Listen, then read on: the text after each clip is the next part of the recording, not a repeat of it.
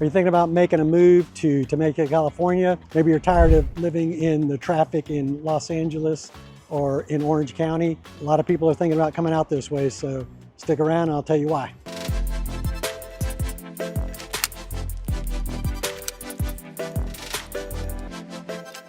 I'm Steve Batiz, broker owner of NextHome West Realty.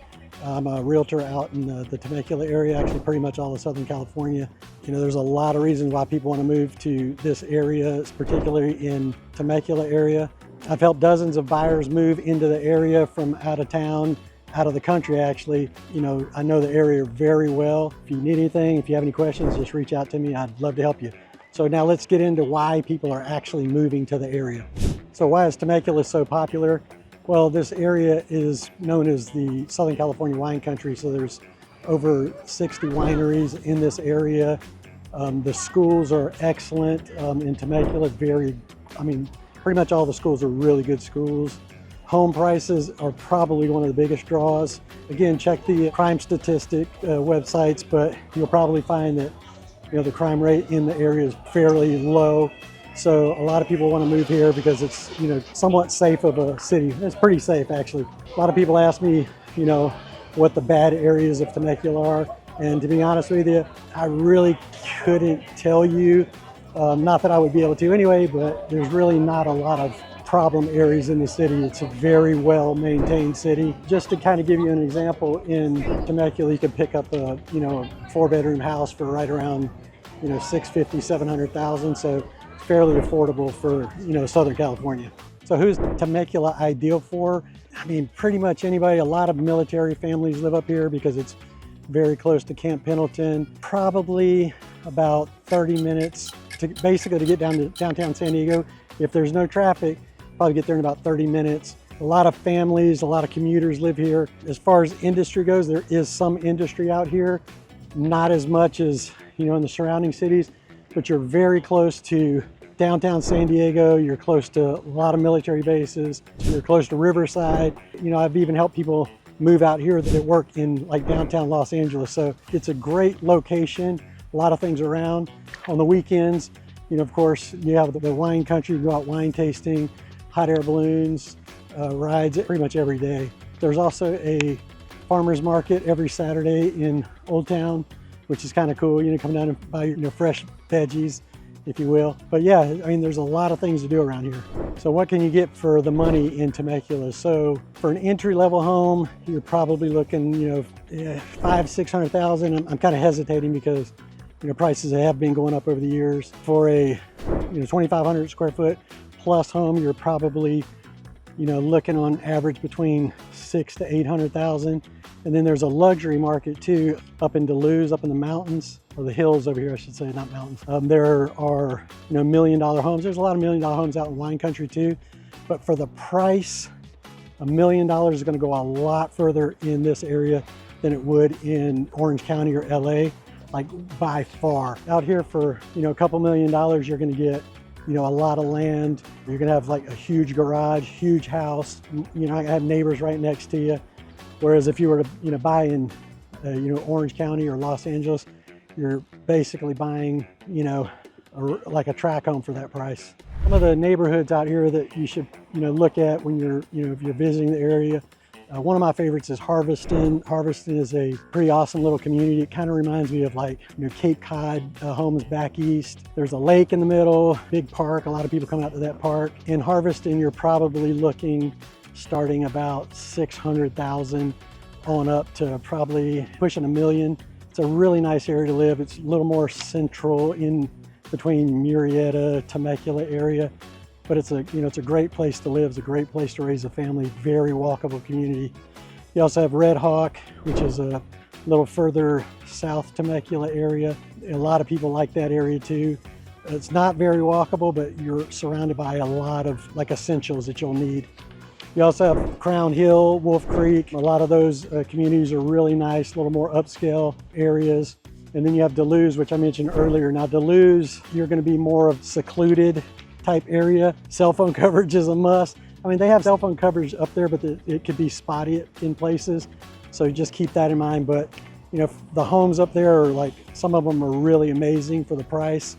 So, check that out. If you're looking at buying a, $2 million home in, in Orange County somewhere, just, do yourself a favor, come out here, take a look and see what you can get and what a difference. And now compared to Orange County, I would say that Temecula is probably about 50% cheaper or less expensive than living in like Huntington Beach. It's definitely a different vibe. I don't know, maybe not so much Huntington Beach. Huntington Beach is pretty kind of laid back, kind of have the same type of vibe as Temecula, but as far as like price and cost of living, yeah, it's a lot cheaper. So, give you an example, in Huntington Beach, if you want to buy a house along the beach or close to the beach, it's probably like 3 blocks away from the beach, probably looking at about, 3 million. For 3 million in Temecula, you're probably gonna have one of the nicest homes in the valley. So, and again, that's why a lot of people come out here, because the cost is a lot cheaper.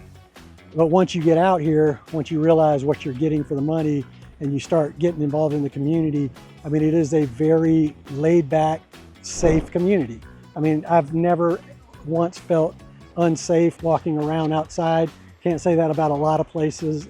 Walking around down in Temecula Murrieta area feels very safe. It's not to say that things don't happen. Again, always check the crime maps to see what's out there. Don't just take my word on it. As a realtor, we were not supposed to talk about good or bad neighborhoods necessarily. There are good neighborhoods and there are bad neighborhoods everywhere you go. Temecula, Murrieta, I'm hard pressed to find an area like that. People want to know where the best place to live, and it really depends on the person. It depends on what you're looking for. A lot of people also ask me about the difference between like Temecula and Murrieta. Murrieta is going to be a little less expensive, quieter, a little more of a family vibe. And it's hard to say, like Temecula, they have a very vibrant Old Town community. So there's a lot of bars. Matter of fact, if you want to, some of the best restaurants in Temecula are going to be down in Old Town Temecula area. Pretty much one of those places where you can go anywhere, any restaurant, and 9 times out of 10, it's going to be good. Don't hold me to that. Sometimes, I know things happen, things change, but a lot of the restaurants in this area are excellent restaurants. Now, what they did do a few years ago, well, they started a few years ago, they're just now kind of finishing up. They have eased a lot of traffic coming through Temecula into Murrieta areas. So there used to be a bottleneck where the 215 and the 15 came together. They've basically relieved a lot of that traffic pressure, so the traffic flows a lot better through there. But there's still traffic. One of the other things about the area too is you're not too close to airports, but they're not too far away. So LAX, as an example, you could get out to LAX in about an hour and 15 minutes. Long Beach Airport's about an hour and 15 minutes as well. So again, on all of these, because sometimes it'll take you 2, 3, 4 hours to drive into LA. San Diego Airport's usually about 45 minutes to an hour. Some of the bad things, I don't know if you can even call it bad, some people love it, but some of the things about Temecula that you need to watch out for is during the summer, it can get hot. Just to give you an example, yesterday it was 98 degrees.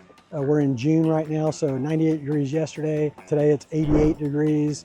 It's, not too overcast. There's clouds up in the sky, but like the temperature just dropped 10 degrees. If you were in Orange County along the coast, you're probably looking at 75 today. So there's that. During the summer out in this area, they have what's called fire season. So there's fires along the hills, and the firefighters are really good about it. They get on it really fast and put them out, but it's there. It's something to be concerned about at times. As far as owning a home in that area, close, you might have a little to worry about, but down in Temecula, down in the valley here, it's not too much to worry about. Is it scary to see it? Yeah, it's really scary. You see the hills, like, I don't know, you probably see them up behind me.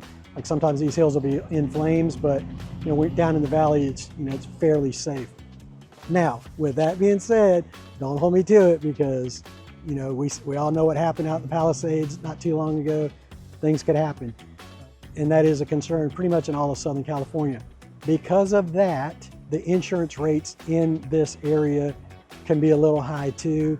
We have companies that we work with that we know that have decent rates. So if you're having a problem finding insurance, just reach out to me. I'll give you some names of some companies to try out. A lot of companies are leaving California because of the fires, so that's another concern. But I always tell people that Southern California, there's millions of people, and we all live here. We all survive. The other couple of considerations too is a lot of these areas out here have special assessment tax, or or some people call it Melrose back east. Pretty much special assessments added on to new subdivisions. So if the subdivision's less than 20, 30 years old, you're more than likely going to have a special assessment tax on it. Some of those can be like 1 whole percentage point. If you move into a more established neighborhood, you're looking at about a 1.2% tax rate. If you're moving into a brand new neighborhood, like new construction, you're looking at about 2%, and that can raise your payment. If it's an $800,000 home, it can raise your payment on that home by $800 a month. So keep an eye on that. That's something that you always want to make sure you know what those special assessments are on those homes. The other thing too is there's a lot of HOA communities out here too. So they're usually not too high out here. $150 a month, $200 a month, which isn't too bad. But you want to make sure you know what you're paying for and you're okay with paying it. But again, there's also a lot of communities out here that don't have HOAs, and we can debate the pluses and minuses of having an HOA all day long. Some people love an HOA, some people hate an HOA. I think HOAs are good because they keep the home values up, keep your neighbors from painting their house, lime green, because I've seen quite a few of those too. So it's, it's hard to sell your house when you're living next to a lime green house. So HOAs can be a good thing. The only other thing I would say is just, do your homework, know what you're walking into. I think you'll love the area. It's hard to beat. And I know like being a realtor, you're probably like, oh, he's just trying to sell. I'm telling you, you got to come out here, check it out. Come at night, walk around, look at the neighborhoods, and you'll see it's a really nice area. And again, if you have any questions, you need anything, just reach out to me anytime. My number is 562-357-7768. Go ahead and hit like and subscribe, and I'll keep you updated on the area.